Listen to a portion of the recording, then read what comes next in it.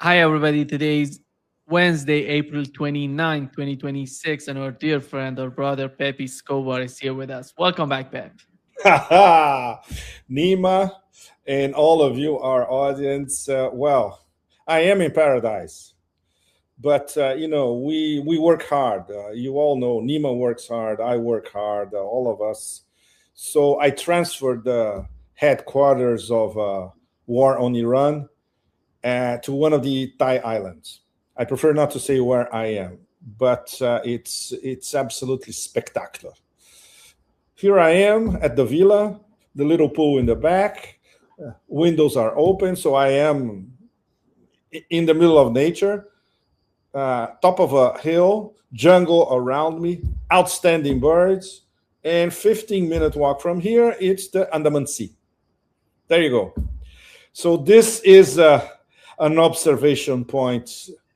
Wow, that's quite something to examine our progressive dementia now, Nima, which is getting more and more demented by the minute. But at least I am in a place now where you can have a little bit of, you can relax, step back, and start looking at the bigger picture. And not in a big city where you are. It's too much noise, it's too much hassle. Here is, wow. And to give you an idea, Nima, from here, I was watching Arakshi in St. Petersburg. So it was. Let's get started. Let's get started with that particular meeting. The last step of the tour that Irakchi had, the foreign minister of Iran had in St. Petersburg. Yes. Pepe, what was that, and what was the importance of this meeting? Because Iranian wanted to update Russian part, they wanted to talk. And what is your understanding before Iran going to Moscow? Irakchi went to Islamabad, then Muscat, and later on, the last visit was to St. Petersburg. What That do we was know about that?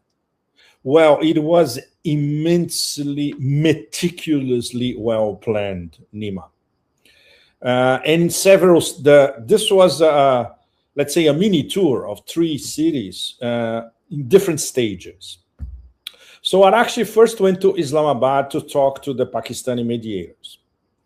So what was he doing? He was basically re-stressing the 10 points, which apparently were read by the president of the United States, and obviously he didn't understand what he was reading. He even posted saying that he more or less agreed to it. We don't know what he read. If it was lost in translation, if it was a summary, if it was somebody, yapping at his ear, whatever. Anyway, so I actually had to tell the Pakistani mediators, look, the 10 pointers are still our position, but now we are refining it. Assuming that the Americans, there's no negotiation, especially coming from Dumb and Dumber, Tweedledum and Tweedledee Witkoff Kushner. And from the Iranian point of view, the only possible negotiator from now on is Vance. Well, so after Islamabad, I actually went to Oman, where he was personally received by the emir. Very, very important.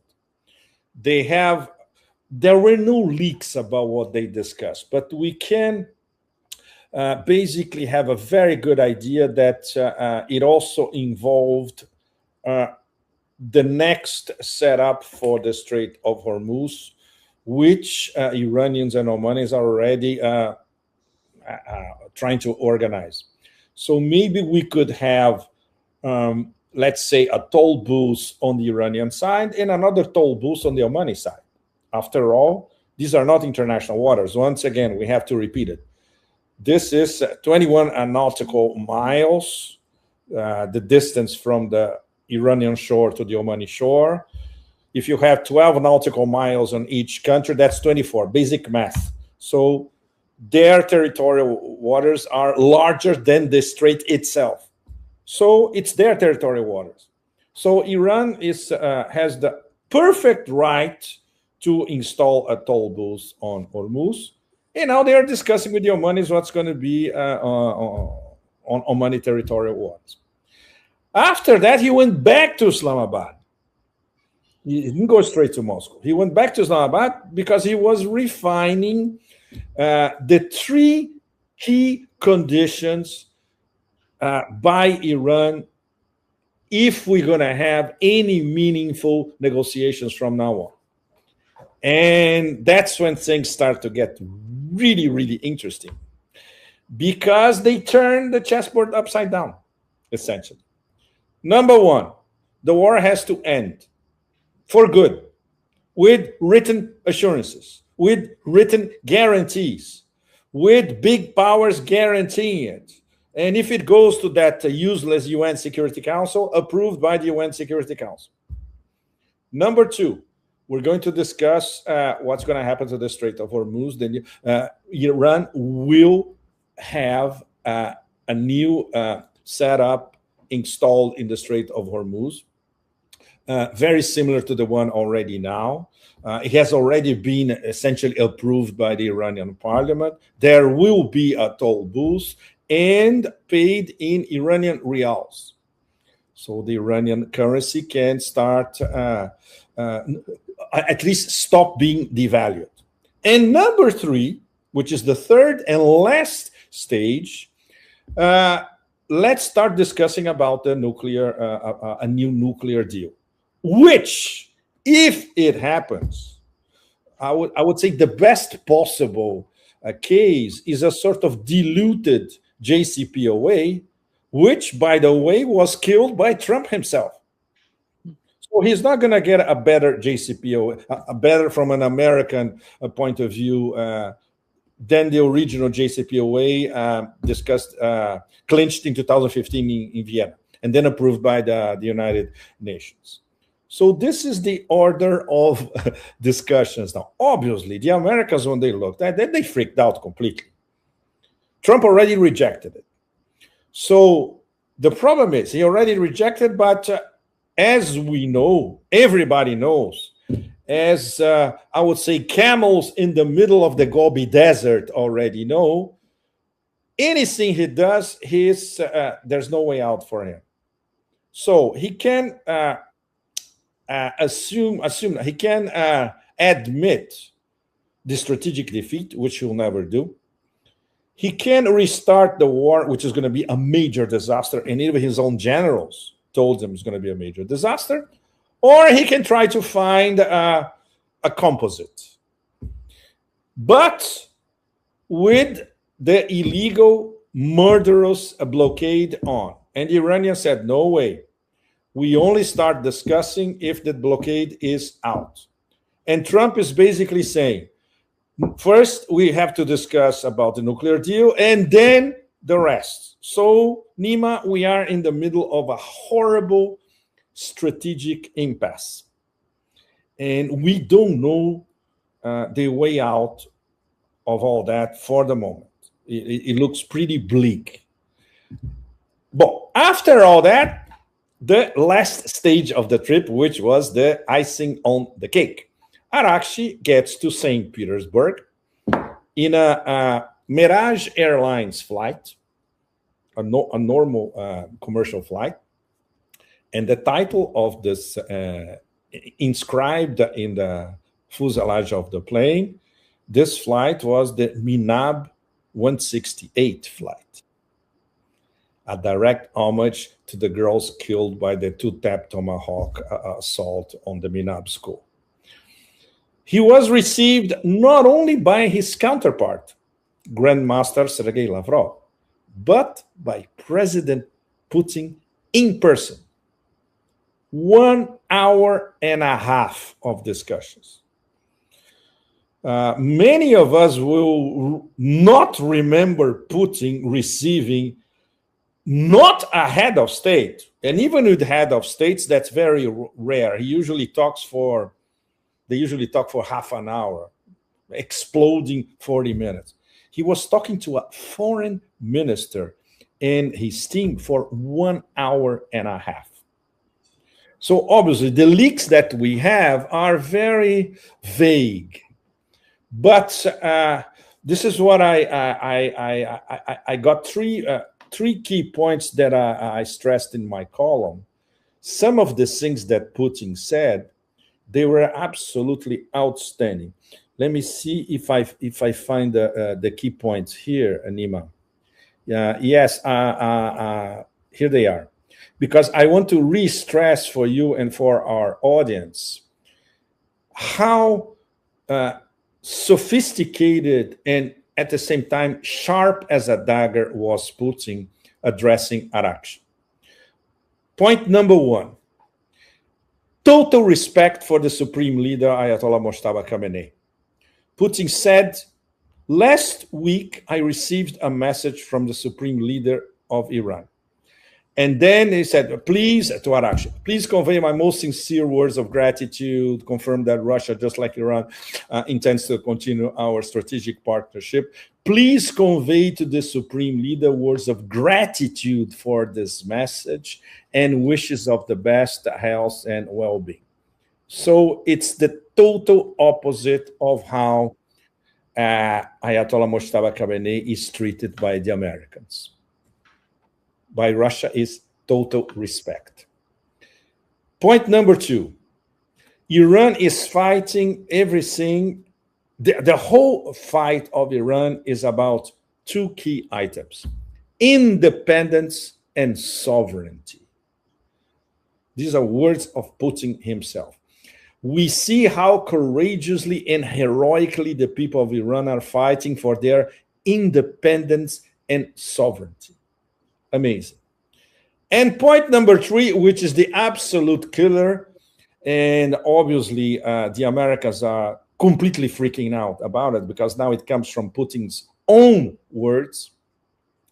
We will do everything that serves our interest of all peoples in the region. So this means he was addressing Arashi, but he was also addressing everybody else in the Persian Gulf to ensure that this peace is achieved as soon as possible, meaning Russia is now directly involved in a diplomatic solution for the war. And the last thing he said, Nima, which was a killer, this is Putin telling Arashi, you know our position well. Wow. So when you put this all together, what do we see? First of all, that Iran turned the chessboard upside down, and now it's showing to the Americans, if you don't follow these three conditions, this war is not going to end. And they know that Trump needs an off-ramp, and he needs this war to end. This war is immensely unpopular in the United States, and Trump's numbers are absolutely appalling, and they will continue to go down. And number two, Iran and Russia announced to the whole planet that they are in this together to find a solution. So Russia has got Iran's back, and this comes directly from Putin. Now try to explain this to the Epstein Syndicate. Now they're going to have to deal not only with Ayatollah Mojtaba Khamenei, but with Vladimir Putin as well, if they want a solution for the war that they started illegally and murderously against Iran. So that's why, Nima, this trip was something, this was a game-changing trip, really, really. No hyperbolic, no.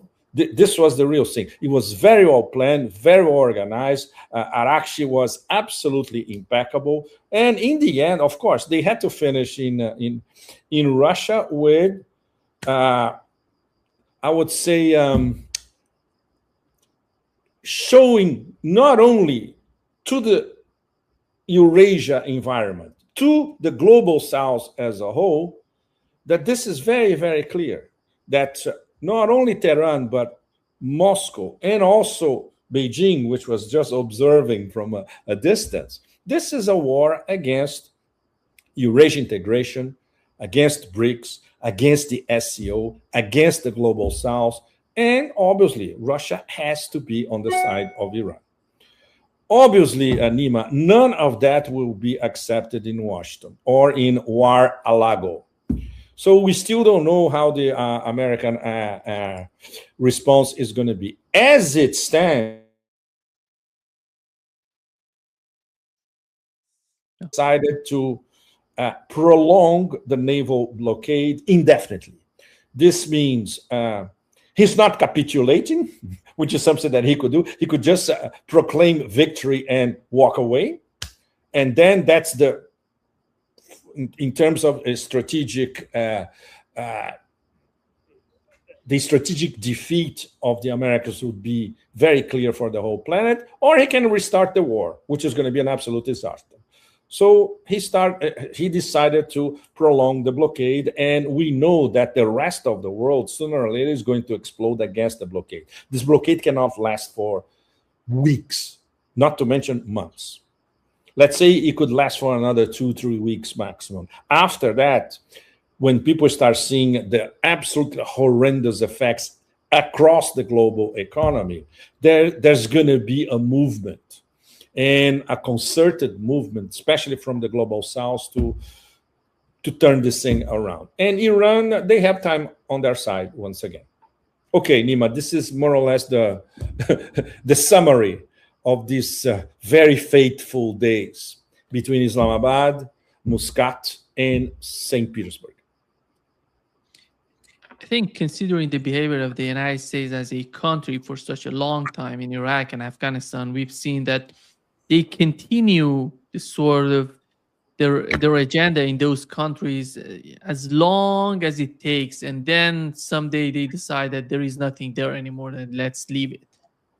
And the problem here, by the way, with the war against Iran is the global economy is under tremendous pressure, as with the case of the Strait of Hormuz. Nobody knew the importance of even here in the mainstream media, in in the alternative media, we didn't know the scale of dependence on the Strait of Hormuz before this war started, and how this could influence the global economy and put pressure on many countries. Look at Japan today. What is happening in Japan? That's why look at South Korea. Look at what is happening right now in Europe. They're desperate. The situation is getting worse as time goes by. And this is not Iraq. That's why I think this is not Iraq and Afghanistan to stay there for 10 years, 20 years, and let's see what would happen. This is something different. And the United States is not going to be able to stay there in that region. This blockade is somehow getting, they're not getting anything positive from this blockade, in my opinion. The United States is not getting anything positive. And on the other hand, they're convincing Iranians that the United States is not serious in the way that they're talking about negotiations or anything of that sort. That's why Iranians really feel that this next round of war is going to happen anytime soon. And your understanding of that, Pepe? Oof, it's a very, very, very long story, because even allies of the US are negotiating with the Iranians to have a passage through Hormuz. Paying, of course, for Japan and South Korea, no problem. As long as their tankers can go through, no problem. Other Iranian tankers, for instance, they found a way already to dribble the American blockade. It's to navigate very close to territorial waters in Iran, in Pakistan, and all the way to Mumbai. It can be done. If you stay within the 12 nautical miles, you can go. The Americans are not, theoretically, are not going to attack you. Lots of tankers are passing through one way or another. So it's not an ironclad blockade. Once in a while, we have a Hollywoodish Netflix production where the Americans say, we boarded, the Marines boarded so and so and so, and then he had to go back. And then we made a mistake because he thought it was going to Iran, and it's not. Blah, blah, blah. So it's inefficient. Obviously, they cannot patrol the whole Arabian Sea and the southern Indian Ocean. Absolutely out of a cut. So they are in, I would say, more or less. And by the way, nobody went to actually check how many warships are in the Arabian Sea, in the southern Indian Ocean, and what they are actually doing. So we rely on CENTCOM and INDOPACOM, blah, blah, blah. And these people lie all the time. So we don't know for sure what's really happening. Anyway, is this going to work? No. Is this going to actually change Iran's mind in terms of the control that they exercise on the Strait of Hormuz? No. Is Iran dribbling the blockade? Of course, they are dribbling over land. Iran is a crossroads, not only maritime, but over land, historically, zillions of years. So, for instance, what do we have? Pakistan, they opened 6 overland corridors to Iran. So Iran, they can move now even oil. Of course, the quantities are not the same as if you're moving oil by tankers, but a certain amount of oil is already being moved by railway on the China-Iran railway, which arrives at 20 kilometers outside of Tehran with no problem. They need to step up their game. Of course, they need to dribble the technical problems of exporting larger amounts of oil by rail to China. They will find it. The Iranians are always, they're masters at improvisation. On top of it, there's gas, for instance. Gas, you can go through the Turkmenistan to Xinjiang gas pipeline. They can do swaps with Turkmenistan and export some extra gas via this pipeline going straight to Western China. So there are other options. These are products that need to arrive from China to Iran. Now it's not a problem anymore because of these 6 overland corridors unblocked by Pakistan. For instance, there were, I think, at least 3,000 containers that were stranded in Karachi. They could not move. Now they're moving overland to Iran with essentially Chinese products. So Iran is not going to be starved out of Chinese products, merchandise, goods, etc. So there are many ways to dribble the Americans, of course. It's not about, and the Caspian. The Caspian is it's more complicated. For instance, for Iran to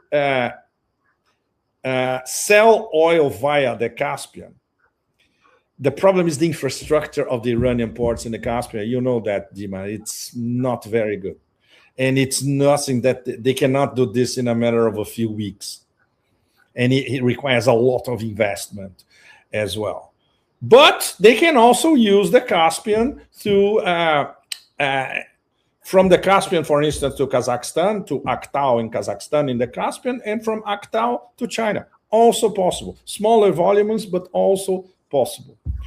There is one key question which I would like to ask you about, Nima.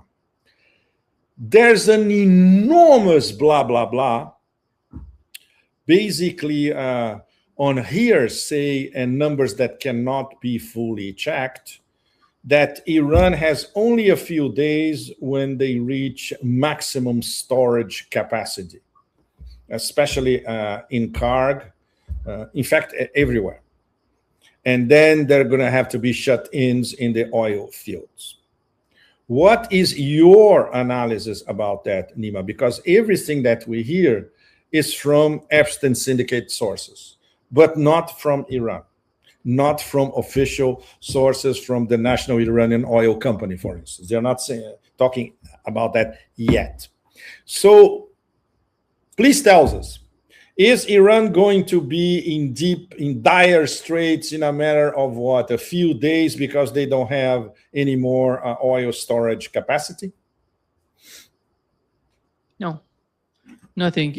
Pepe, I love your answer. No. Yeah, no, that's not the case, because they had this experience long before these sort of problems happen in Iran because of the sanctions.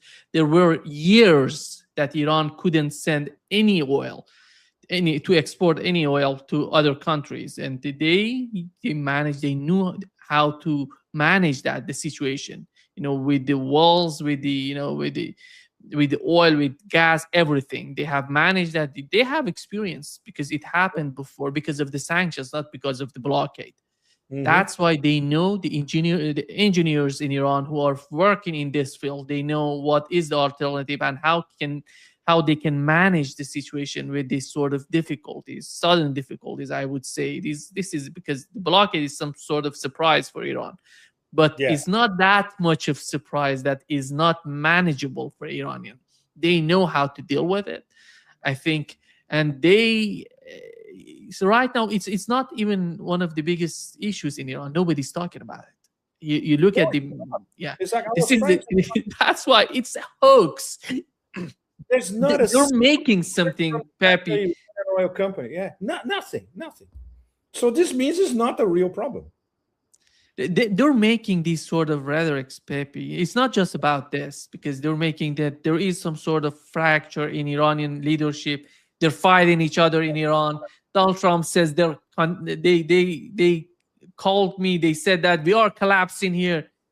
They're making these things up because they want to influence. Basically, their audience is in the West, is not in the East, is not in Iran.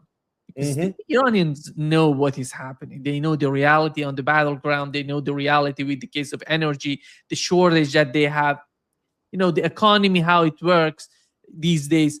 They totally understand the reality of what's going on. But I think what is basically what we are talking about is about what is happening in the West, in the mainstream media, in the way that the Trump administration tries to picture the situation for the Western audience, in my opinion.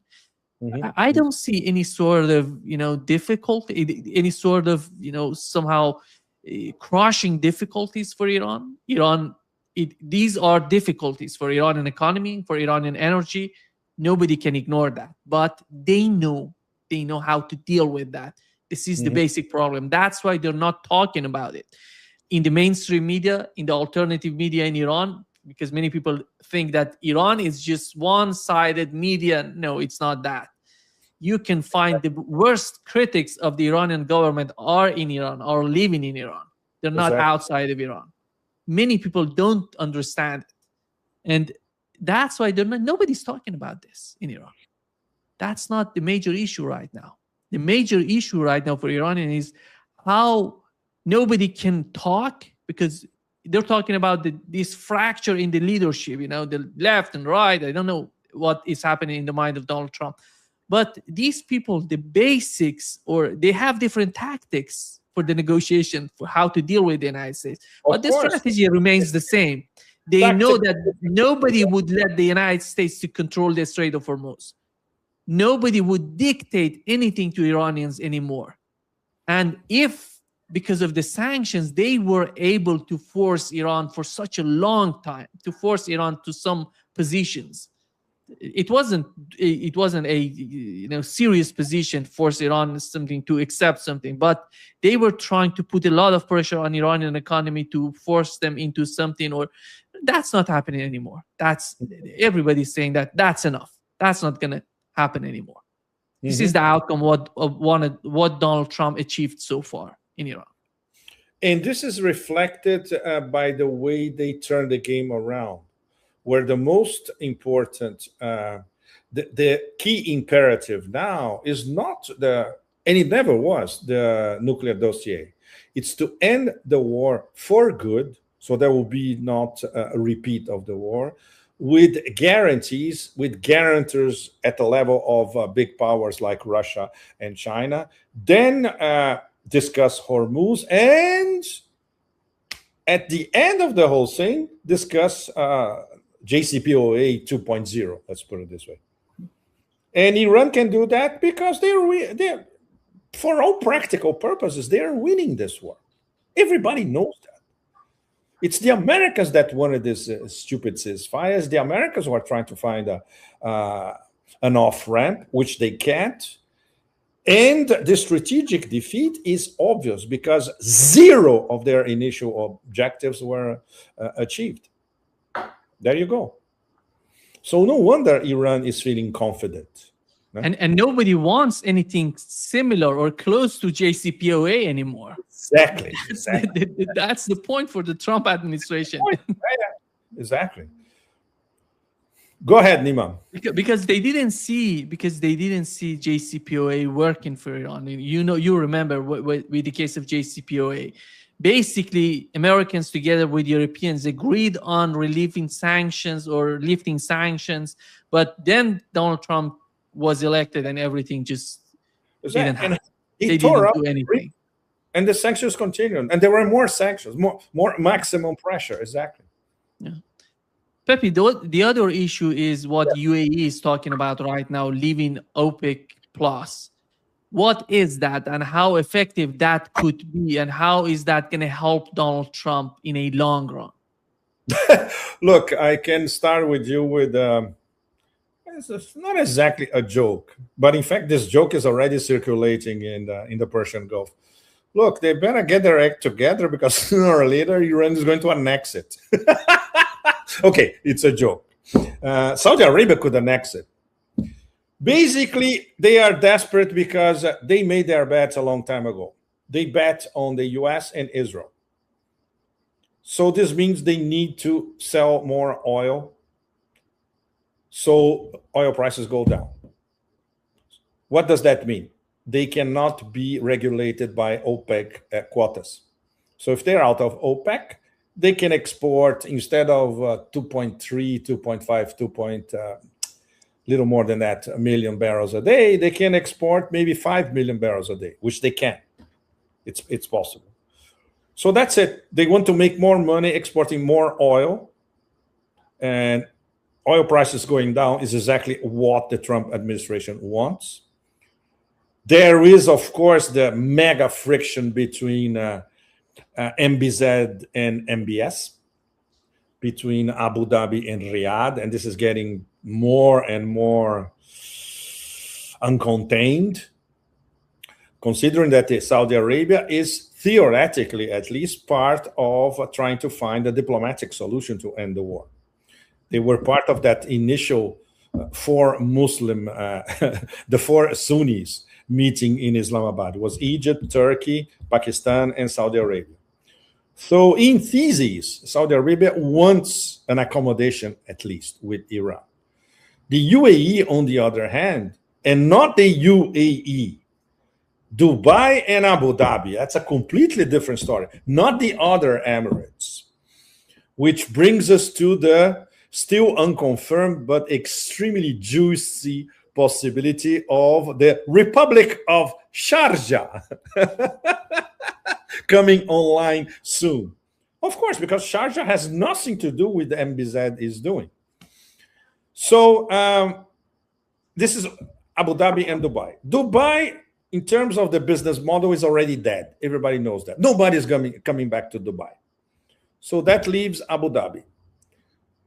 The oil is controlled by Abu Dhabi, not Dubai. Dubai is a laundering machine, essentially, which now completely collapsed.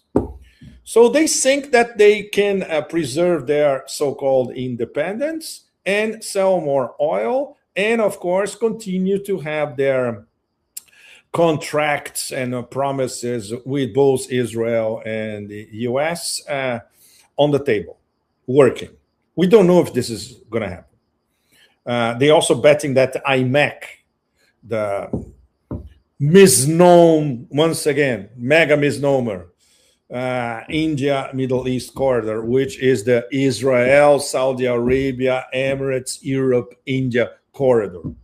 We don't know if Saudi Arabia is going to be part of IMEC. Probably not side by side with the Emirates. The Emirates are still betting on IMEC because, of course, they are linked to the Zionist International. So this is their bet. We don't know what's going to happen. But the Russians already said that we are not leaving OPEC plus. Saudi Arabia will continue with OPEC. So nothing changes in terms of OPEC or OPEC plus. OPEC plus, basically, Saudi Arabia and Russia control OPEC plus. OPEC, UAE was an important member of OPEC, but it's not going to dismantle OPEC because they're out. And of course, very, very important, Nima, they do that because they are still betting on the petrodollar because of the Epstein syndicate connections. So they assume that they're going to be protected by the US. All bets are off, because if Iran, I would say more sooner than later, decide that the Emirates, not the Emirates, Abu Dhabi needs to be taught a lesson because of what they did against Iran since the start of the war, and even before the start of the war, they're going to be in deep trouble. But it's a move conditioned as much by greed as desperation. It's a mix of both. Pepe, we had the other meeting that Pakistan, together with Russia and Iran, military commanders or military envoys in Kyrgyzstan. What was that, and what was the necessity of that? This is immense, Nima. This happened in parallel to Arakshi in St. Petersburg. So we had all the ministers of defense of the SCO meeting in Kyrgyzstan. What does that mean for all of you, our audience? That everybody that is everybody in Eurasia, apart from Turkey, was there on the table. On the table, apart from Russia, China, Belarus, India, Pakistan, and all the Central Asians. India and Pakistan were on the same table. Russia and China were on the same table. Everybody was on the same table. And guess what? They were discussing what's going on in Iran because they know that it's a war against them. The American war, once again, is against the BRICS and the SCO at the same time. It's against Eurasia integration. It's against the Eurasia connectivity corridors. And that means the International North-South Transportation Corridor, Russia, Iran, India, 3 BRICS, and all the corridors of the New Silk Roads, Belt and Road Initiative from China. The American war is against all of the above. What do they want? Once again, imperial mindset, divide and rule in Eurasia, pit everybody in Eurasia against each other, and mostly attack the 3 most important members. What I call the new Primakov triangle. It's not with India like it was when Primakov conceptualized it in the late 1990s, at the end of the millennium. It's Iran, Russia, and China. This RIC is the new Primakov triangle, and it's not an accident that they are the 3 top targets of the Trump administration and the American system as a whole. So the fact that you are having the ministers of defense of all the SCO full members sitting on the same table in Kyrgyzstan and listening to the Iranian Minister of Defense saying, among other things, look, guys, we are ready to share our experience in defeating the Americans with all of you on this table. Now, that's once again, this is also a game changer because it's part of how the SCO from now on has to organize themselves, because the next stage of the war coming from the Americans, we're already deep into it. This blockade is, I would say, the starter of a future global blockade by the Americans, assuming they can implement it. This is a test drive, Nima. That's why it's so dangerous. The first test was Venezuela, but it was very easy. They were basically killing fishermen in small boats, but it was a blockade. Next step, they wanted to blockade the Strait of Hormuz from Iran so the Americans would control the Strait of Hormuz. Total disaster. So what's their plan B? Okay, we blockade all Iranian ports, including the choke point, the Strait of Hormuz. Is this working? It's too early to tell. For the moment, it's mostly a disaster, but they are already implementing it. It's also a test drive. I would say this is more an Indo-PACOM op than a CENTCOM op, or it's a mix of both, in fact. They had already apprehended Iranian ships outside of the Arabian Sea in the eastern fringe of the Indian Pacific, near Sri Lanka already, and not far from Southeast Asia. In fact, already in Southeast Asia. And that brings us to the theme of the column that I wrote today, which is probably going to be published tomorrow, Nima. I sent you the original. First Hormuz and next Malacca. Why? Because this is an American obsession as much as it is a Chinese obsession. It's a Chinese defensive obsession because they knew since the early 2000s, in fact, that this is a story that I have been following for almost 25 years in detail. The famous escape from Malacca syndrome. The Chinese looked at the map, they looked at the Strait of Malacca, and they thought, wow, we are in trouble. All our energy from the Persian Gulf goes through here before reaching the South China Sea and before reaching China. We need to do something about it. So they started Chinese style an offensive in several levels at the same time. So cultivating good relationship with both Malaysia and Indonesia, very successful. Building alternative routes. That famous gas pipeline from Turkmenistan to Xinjiang was built and paid by the Chinese. Gas pipeline from Myanmar. Power of Siberia 1, which is in full capacity, and soon Power of Siberia 2.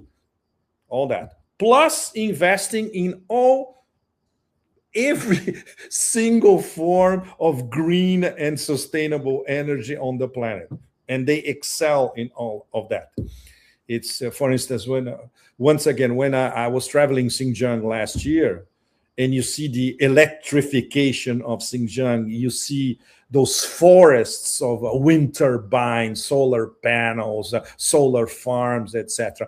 And the fact that Xinjiang has so much energy that they sell energy to the rest of China combined, So that's it. So this was the Chinese strategy to escape from Malacca, because they knew that sooner or later, the Americans will try to do something funny in the Strait of Malacca. And we are approaching that juncture, Nima. Sooner or later, they will try something.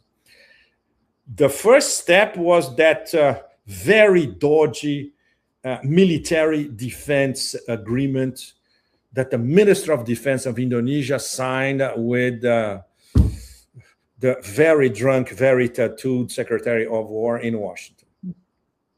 That's tricky. For instance, there was a clash between the Minister of Defense in Jakarta and the Minister of Foreign Relations. They said, what the hell are you doing? We're going to be in the middle of a war between the US and China. And we don't need that. It's the last thing we need at the moment.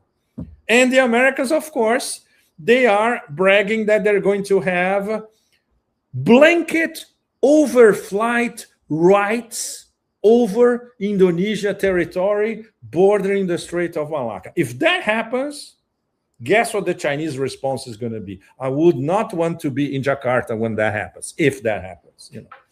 So we are getting slowly but surely this transfer from Hormuz to Malacca, and part of what is essentially a global American blockade of everyone that escapes selling energy in petrodollars, and everyone that is Putin's definition of Iran, independent and sovereign.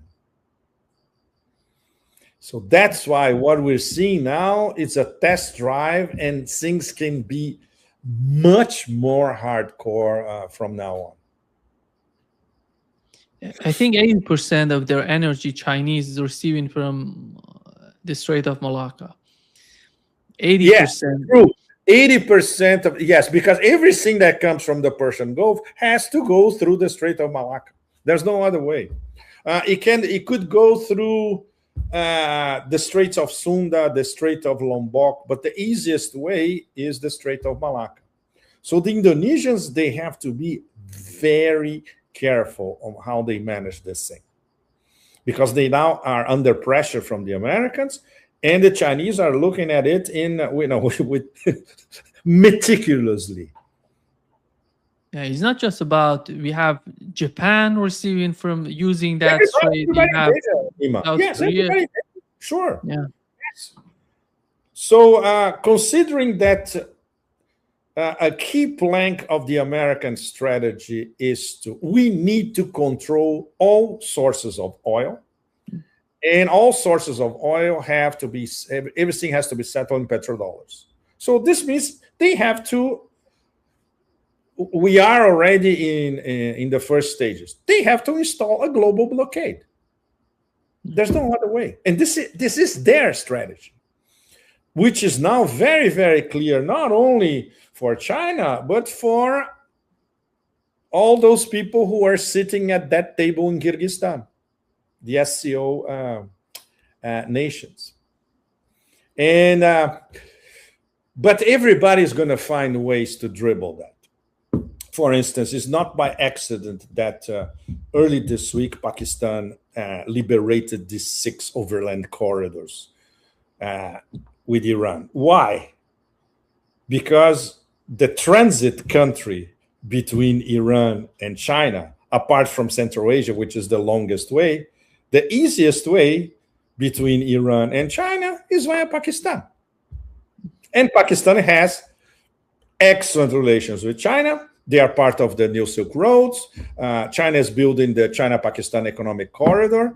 And they have very good relations with Iran that they, okay, that's why Iran trusted them to be the mediators, trying to find a way out of the war.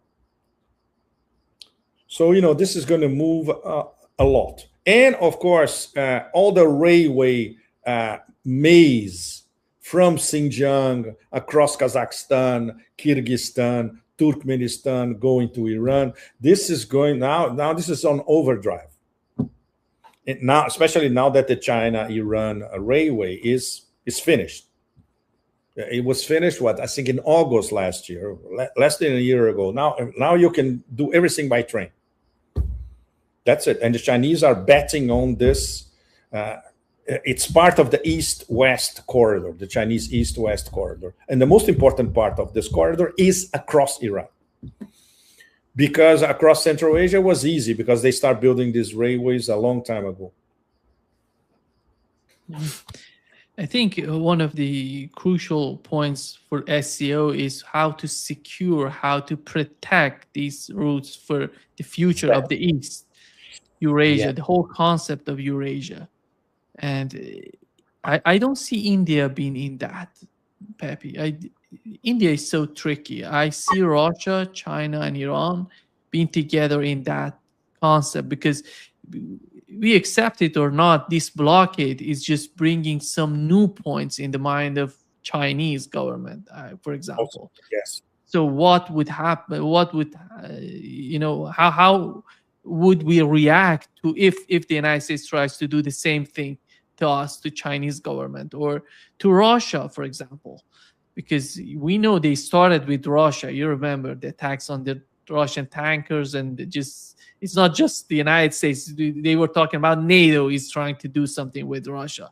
Yes. Then now with Iran, I think we can assure that they're going to continue with this sort of attitude, because in the Western Hemisphere, I'm talking about the United States and North America, South America, here in Brazil, we know what's going on. What's the game on the part of Washington? They're not that much dependent on the oil coming from outside. Yeah.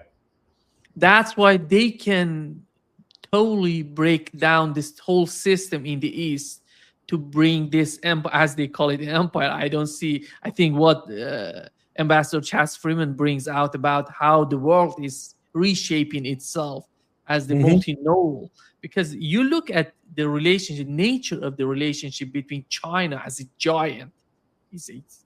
You look at China economically, militarily, is a giant country. How the nature of it, they're not putting pressure on Russia or Iran because they understand the relationship, partnership.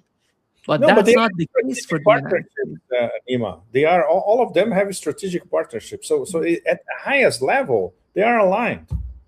Which this trip to by Arakshi to St. Petersburg was a reaffirmation of the strategic partnership. But India is very, very tricky because they made their bet even before the attack on Iran. They made their bet on Israel and the US because, of course, of the Indian business interests behind the Modi government. They will regret it sooner or later. And obviously, the other SCO members, they look at India and they said, should these guys be here at this table with us? And from an Iranian point of view, it's going to be very hard for India to mend its ties. I would say that this could even involve India out of the Chabahar project, replaced by China. The Iranians will not trust India anymore, especially investing in one of their key ports. So, and it's all India's doing. They did that to themselves. So, well, and of course, once again, BRICS is in coma to a large extent because of what India has been doing. It's not because of China, Russia. No, it's because of India. And they didn't say a word about one fellow BRICS member being attacked by the US. Nothing. No. So this will have consequences, serious consequences. Yeah. Pepe, the other issue we know that is in Lebanon. Do you see Iran talking with the United States? How does Iran want to bring in the case of Lebanon? Because the case of Lebanon is so serious. We know that the United States... But the problem is, how can you deal with the fifth columnist traitor government in Beirut? What are these people doing? They should be out. They should be thrown out.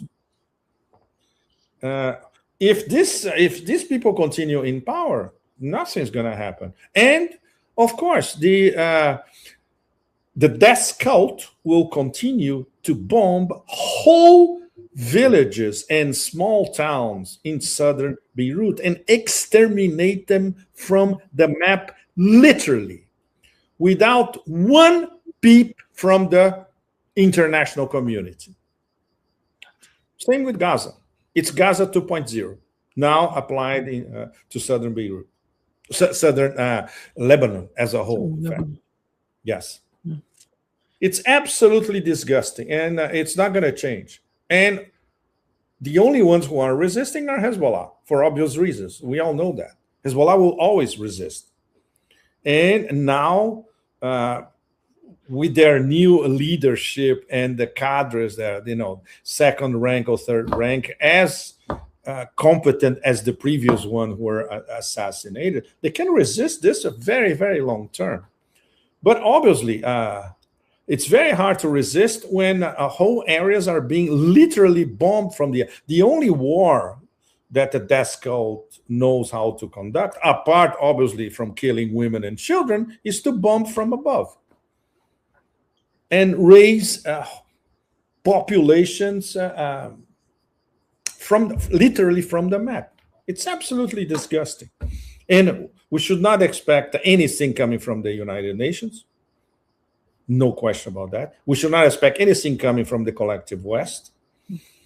So the only ones who are actually defending Lebanon are, once again, Iran. I think that's why we're not going to have, basically, when I think about an agreement between Iran and the United States, that's impossible. It's impossible. Because the first point for Iran is to permanently end the war, which is Iran and Lebanon and the acts of resistance, the whole acts of resistance. The whole act, exactly. Goes to, I would say, goes to Gaza as well. They're not going to. Yes, of course. Yeah, it's going to be all together. That's why Donald Trump doesn't have that sort of power, or he didn't practice it so far. That's why I don't think that he's going to be able to do anything to put, to somehow convince the government in Israel to do something differently. They're literally destroying it's controlled by them, Nima. How can he even try to do something? He's totally controlled by them. And now with signs of progressive dementia, compounded with that narcissism, intergalactic narcissism, it's even worse. And of course, lies, nonstop. Lies and bragging, and then bragging, lies. That's it. That's the only narrative. Yeah. Thank you so much, Pepe, for being with us today. Great pleasure. As always. I hope the good vibes here, al fresco, in front of the Andaman Sea, between the jungle around me and the sea. I hope they reach you and all of you, our audience. Thank you. Cheers. Obrigado, Pepe. Obrigado. Tchau, tchau. Tchau, tchau.